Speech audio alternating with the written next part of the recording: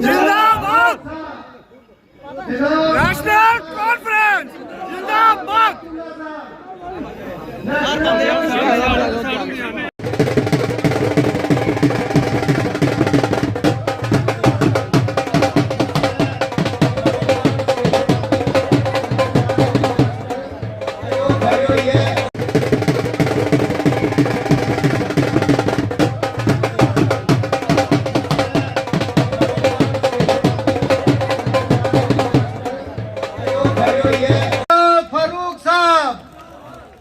जनाब डॉक्टर फारूक साहब, रामपाल जी, महेंद्र सिंह जी, जनाब महेंद्र सिंह जी साहब, जनाब डॉक्टर फारूक साहब, ताली के नाल स्वागत करन सारे गए। डॉक्टर फारूक साहब का ताली के नाल स्वागत करन। हुण मैं बलवीर सिंह जेड़े साढ़े डिस्ट्रिक्ट के सीनियर वाइस प्रेसिडेंट ने, मैं उनके अगे रिक्वेस्ट करेंगे तालियों से स्वागत करें जनाब फारूक साहब।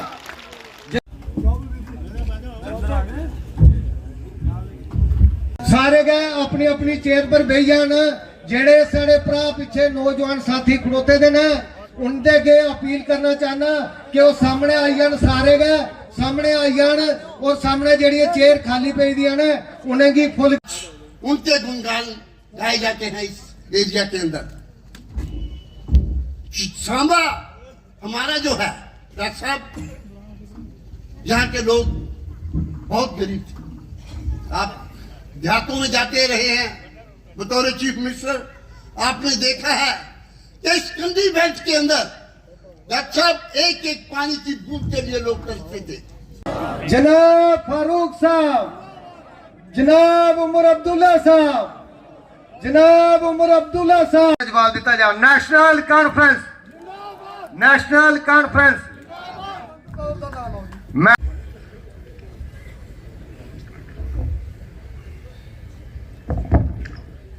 आपके जो सिपाही हैं इनके रूबरू होकर इनको एनर्जी प्रदान की। आखिरी अपनी वाणी को बयान देता और जेड़े मंच पर विराजमान साढ़े सीनियर लीडर मैं साहब की भी पगड़ी करना स्वागत किया जा। जेड़े साढ़े ओबीसी सेल दे कुर्बानियां दी, मिनिस्टर मारे, एमएलए मारे, एक छोटा सा छोटा गरीब वर्कर मारा, वो भूल गई। इसलिए मारे कि भारत से हमने अलग नहीं होना है, कुछ भी हो जाए। क्या याद रहा? कहां थे उस वक्त? कहां थे ये फूल वाले? कहां थे ये हाथ वाले जब हम इलेक्शन लड़ रहे थे? मैं आपको एक बात बताऊं, जब मैं हंदवाड़ा गया सब छुपे हुए थे। वो दुकानदार जो थे वो इस तरह दुकान में इस तरह बैठे थे कि फारूक ने यहां चढ़ना चाहिए। मैंने हिम्मत की, एक दुकान पर चढ़ गया। मैंने उससे पूछा, भैया यहां इतनी घबराहट क्यों है? कहने लगा, जनाब दिन को यहां फौज का दबदबा है, हम बच जाते हैं। रात को उनका दबदबा है, वो आ जाते हैं, हमें गोली मार डालते हैं, मगर हम वोट आपको देंगे। यह हालत है। आज वो मेहरबानी जो उस हुकूमत की थी 96 से, आज हाथ भी है, आज कमल भी है, अब झाड़ू भी आ गया है। पता नहीं और क्या क्या है।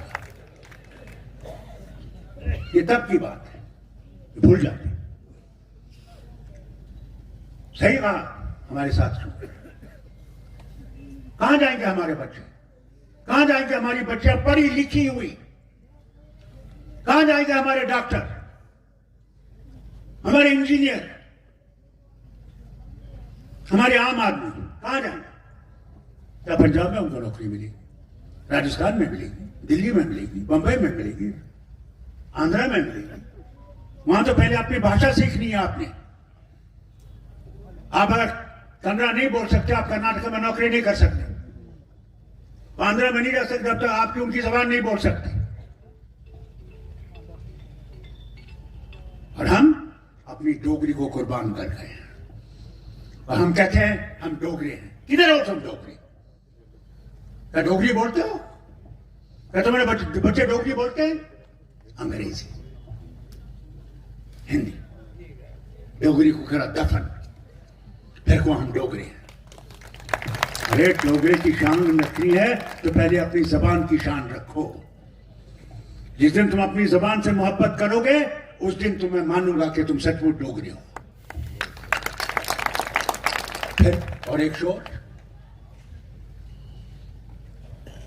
हिंदुओं को खतरा है। गए हर जगह गए, हर घर में जाते, हम बचाने वाले हैं। तुम कौन बचाने वाले? बचाने वाला वो भगवान है, मारने वाला भी वही है और बचाने वाला भी वही है। मगर माओ के पास जाते, राम को खतरा है। अरे वाह, राम को खतरा है, भगवान राम को। क्या भगवान राम सिर्फ हिंदुओं का राम है? मैं तो बार बार ये कहता हूं। मैं एक डॉक्टर था, मेरे साथ पढ़ता हुआ, उसकी मां बूढ़ी मां थी, वो पाकिस्तान से आए थे, मेडिकल कॉलेज में मेरे साथ दरियागंज में रहते थे। मैं उसके घर गया तो बूढ़ी मां मुझसे कहती है, बेटा ये शोर क्या है भगवान राम का? मैंने कहा मैं तो मुसलमान हूं, मुझे नहीं पता ये क्या है। कहेंगे बेटा मैं तुझे बताऊं हमारी पुस्तकों में क्या लिखा है? मैंने कहा मां बता। कहा पुस्तकों में लिखा है भगवान राम विश्व के भगवान हैं, वो सिर्फ हिंदुओं के भगवान नहीं है, वो मुसलमानों के भी है, ईसाइयों के भी है। जो भी इंसान है जो मानने वाला है नहीं मानने वाला वो उसका भगवान है। जैसे हम मुसलमान कहते हैं, हम अल्लाह को रब्बुल आलमीन कहते हैं, आलमों का रब कहते हैं। हम ये नहीं कहते मुसलमानों का रब है। जो मानेगा माने, जो नहीं माने मत माने। मगर ये जो आपके अंदर डर डाल देते हैं, उनसे कहिए कि क्या भगवान राम सिर्फ हमारा है? वो तो सबका है। इसी से निकलिए। जो हटाया, क्या आतंकवाद खत्म हुआ? आज 3 साल से ये बैठे हुए हैं, आतंकवाद खत्म हुआ? आज कश्मीरी पंडित क्यों भाग रहा है? कश्मीर से क्यों भाग रहा है? क्यों उसमें यह है कि मैं नहीं रह सकता? आज तो 370 नहीं है। कैसे दूर किया? मेरे वक्त में इतनी फौज नहीं थी, मेरे वक्त में इतनी सीआरपीएफ और बीएसएफ और इंडस्ट्रियल सिक्योरिटी फोर्स नहीं थी। आज हर जगह है, तब भी खतरा।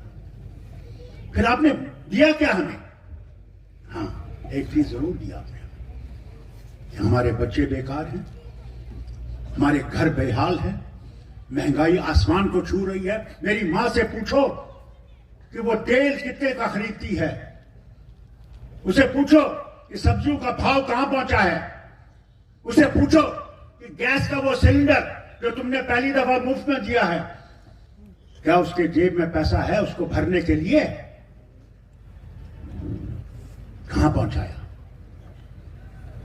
आप आसमान पे रॉकेट फेंको, क्या उससे हिंदुस्तान का नाम तो ठीक है, मगर हिंदुस्तान के लोगों को तो बचाओ, उनके घरों को तो बचाओ। उनके घरों में तो एक चिराग जलाओ जिससे कि वो जिंदा रह सके। हम देशद्रोही, जिन्होंने देश के लिए सारी चीजें बलिदान कर दी, वो देशद्रोही। और जो चोर पाकिस्तान के थे वो पाकिस्तान के साथ थे, आज उनका हाथ पकड़े हो वो चल रहे हैं। ये हाल देखिए कहां पहुंच। मैं क्या क्या बताऊं, जो मुझे पता है मैं बताने नहीं चाहता, मगर आपको ये कहना चाहता हूं, अगर इस देश को बचाना है तो याद रखिएगा जम्मू कश्मीर देश का ताज है, मुकुट है।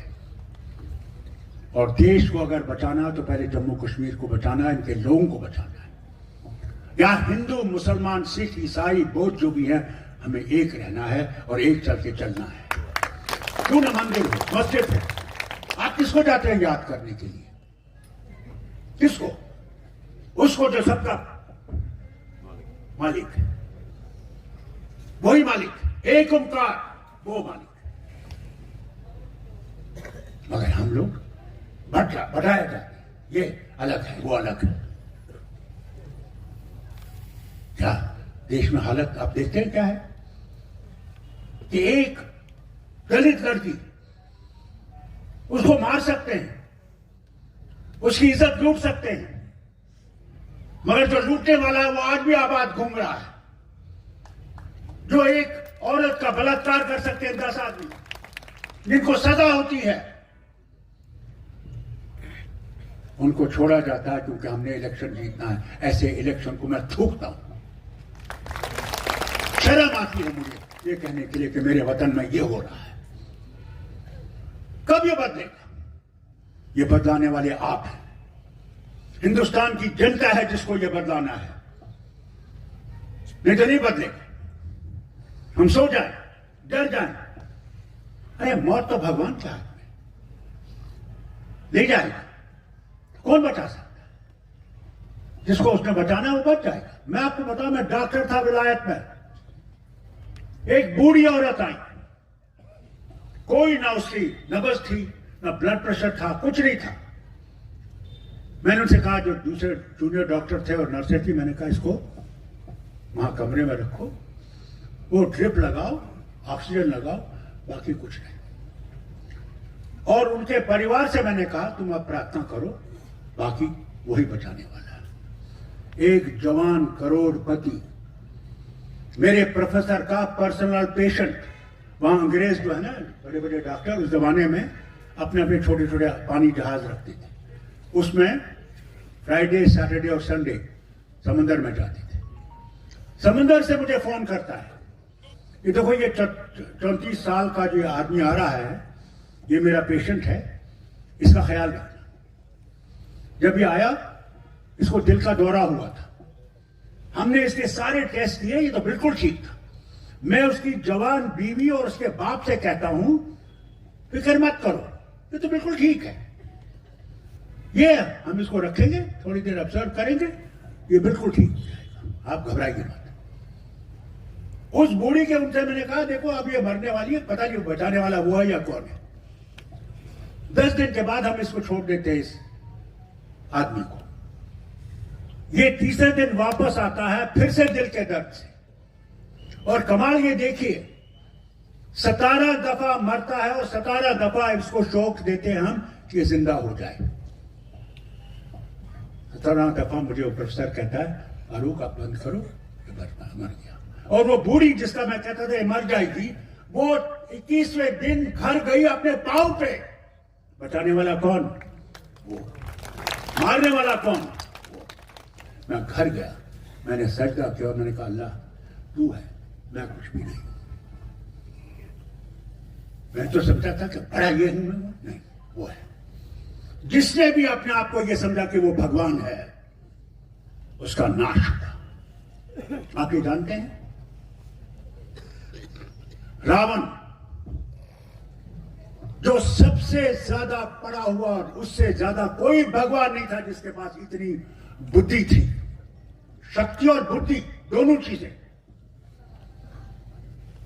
मगर जब वो अपने आप को समझ लगा कि मैं उससे बड़ा हूं, तो भगवान ने उससे सीता का अपहरण करवाया।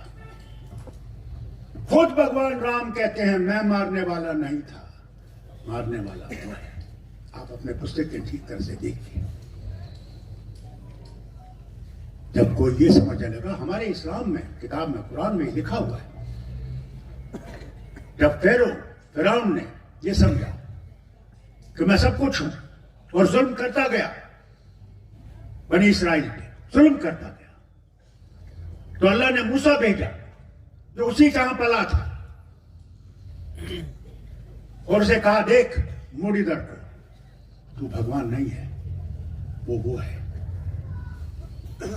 जब नहीं माना तो उसको खुदा ने समंदर के अंदर डुबाया और मूसा और उसके सारे लोगों को समंदर से निकाल के ले गया। याद रखिएगा, आपस में मोहब्बत कीजिए, आपस में प्यार बांटिए। जाना उसी के पास है। मुझे ये बताइए, जब आपका बीमार होता है और उसकी खून की बोतल चाहिए, क्या वो मरीज या आप उस खून की बोतल से पूछते हैं ये ब्राह्मण का खून है, ये राजपूत का खून है, ये दलित का खून है, ये मुसलमान का खून है? बल्कि डॉक्टर से कहते हो कि डॉक्टर साहब एक बोतल से ठीक हो गया, दूसरी बोतल लगा दीजिए। मगर जब वो अस्पताल से बाहर निकलता है वो इंसान नहीं बनता, वो वैसा ही हैवान रहता है जैसे पहले था। भाई लोगों, इन रगों में अगर खून है, अगर तुम्हारी 2 आंखें हैं, मेरी भी 2 आंखें हैं, तुम्हारे 2 हाथ हैं, मेरी भी 2 हाथ हैं, कोई फर्क नहीं है। मैंने कितने ही जिस्म को चीरा है, हर चीज उसने, हर जगह, वो हिंदू वो मुसलमान।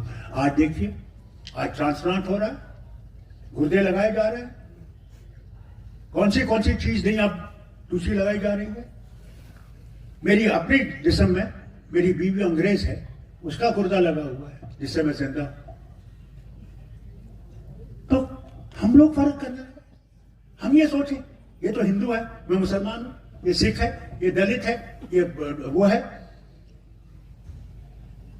उसके थामो, उसको बताओ, वो तुमसे कह रहा है कि मैं सबका हूं। इसलिए आपस में ये हमें बांटने की कोशिश करेंगे। जैसे इलेक्शन आएंगे, ये बड़े बड़े गुरुओं को लाएंगे, खुदा न जाने, पता नहीं क्या क्या आपको फलसफा सुनाएंगे। उनसे उस वक्त पूछना, ओ फलसफा बनाने वालों, ये बताओ तुम्हारा भगवान कौन है और मेरा कौन है, ये पूछो। दूसरा से पूछो, तुम जो हमारी तरक्की बोलते थे, ये रेत किसको दी आपने, किसको? जो आपने हमें कारखाने वादे, वो कहां गए? हमारे बच्चे बूढ़े हो गए, उम्र उधर को हो गई, तरसते रह गए, बूट उनके छिल गए, पैर छिल गए, दफ्तरों में चक्कर मारते मारते। और आज तक उनको किसी को टस से मस नहीं है। अगर आएंगे खतरा है, ओह बड़ा खतरा है। देश हमने बचाया है, क्या बचाया तुमने देश? जो जवाहरलाल नेहरू को गाली मार सकते हैं, इंदिरा गांधी को गाली मार सकते हैं, मैं उनसे कहना चाहता हूं, इस देश की हालत क्या थी जब हिंदुस्तान आजाद हुआ? हम सुई जो है वो भी अंग्रेजों की खरीदते थे। आज जवाहरलाल की उन 17 सालों की मेहरबानी से कारखाने हर जगह पैदा हो गए। आज जिस एटॉमिक एनर्जी की हम बात करते हैं, वो एटॉमिक एनर्जी भी जवाहरलाल के वक्त में आई थी। ओह, होमी बाबा और वो डॉक्टर अनुवादिया और ये भी अपने अहमदाबाद के साराभाई जो थे, वो कौन थे? जवाहरलाल के वक्त में। आज जो हम रॉकेट फेंक रहे हैं, जा रहे हैं, वो कब से हुआ? फिर आपको पता है? कहीं को नहीं पता होगा। हम लोग अमेरिका से गेहूं लाते थे, ट्रूमन के प्लान के नीचे 340 या कुछ था, 348, उस प्लान के नीचे हमें गेहूं आता था। जब आप पानी जहाज से वो निकालते थे, वो इंसान के खाने के, क्या जानवर के खाने के लायक कभी नहीं थे। क्या भूल गए आप? इंदिरा गांधी के वक्त में हम लोगों को इतनी खुराक बनने लगी कि आज न सिर्फ हम खुद खाते हैं बल्कि सारी दुनिया को भेज गए। बाकी छोड़ दीजिए। मुझे मेरे बाप को जवाहरलाल ने जेल लिया, इंदिरा गांधी ने मुझे डिसमिस नहीं किया। मगर क्या मैं भूल सकता हूं कि उसे देश के लिए क्या किया? जो आज उन पे उंगलियां उठा रहे हैं, मैं आपको यकीनन कहता हूं, जब ये कुर्सियों से उतर जाएंगे, लोग इनके ऊपर उंगलियां उठाएंगे। वो कहते हैं, what you sow so shall you reap. जो आप बोओगे वही आप काटोगे। इसलिए आपसे कहता हूं, हमारी हालत